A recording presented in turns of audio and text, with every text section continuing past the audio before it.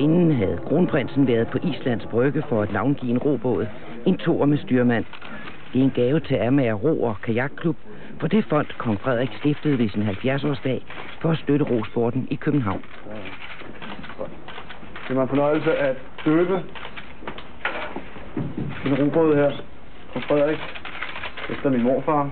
Og jeg ønsker, at den får mange mil under kølen, og mange gode oplevelser følger med den også i hvert fald. Så det.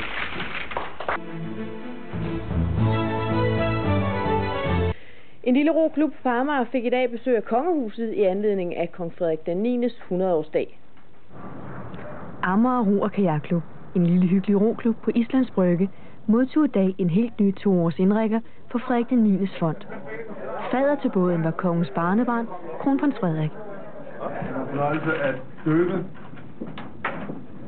en robåd her fra Frederik efter min morfar. Jeg ønsker, at den får mange mil under kølen, og mange gode oplevelser følger med den også. Og båden kong Frederik får mange mil under kølen, det forsikrer klubbens formand. Det er en lille klub efter københavnske forhold, og vi er 100% afhængige af medlemmers egen kontingentmasse. Så det vi får sådan en båd, gør, at vi er i stand til at fortsætte at dyrke vores, både vores langturs og vores motionsroning i havnen. Så det er vi meget glade for. Kronprinsen døber robåden på Amager.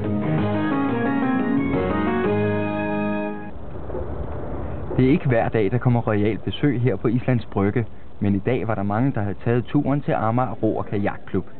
Klubbens medlemmer ventede alle spændt på det royale besøg. Og pressens repræsentanter stod i kø for at få et glimt af den kommende kong Frederik den 10. Det var en fornøjelse at døbe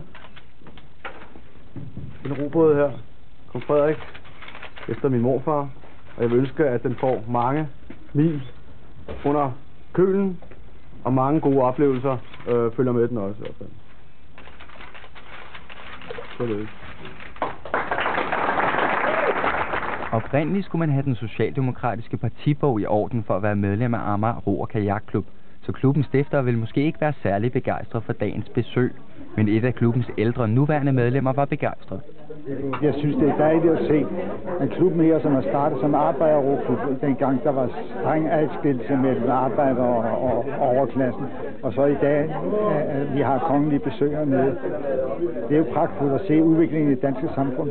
Det konservative medlem af Københavns borgerrepræsentation, Helle Sjæle, var også mødt op til fest i den gamle arbejderklub.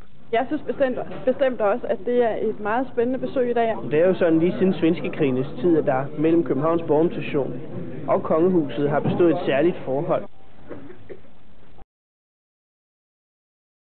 Vender vi lige et smut tilbage til barnebarnets besøg i roklubben. Børn og unge. Så fik du også lejlighed til at hilse på kronprinsen? Ja, det var jo dejligt.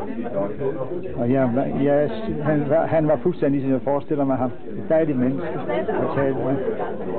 Hvad snakker I om? Ja, vi snakker lidt om roning og den udvikling, der er sket siden i sin tid Stavning var hernede og indvige hus og døbe både.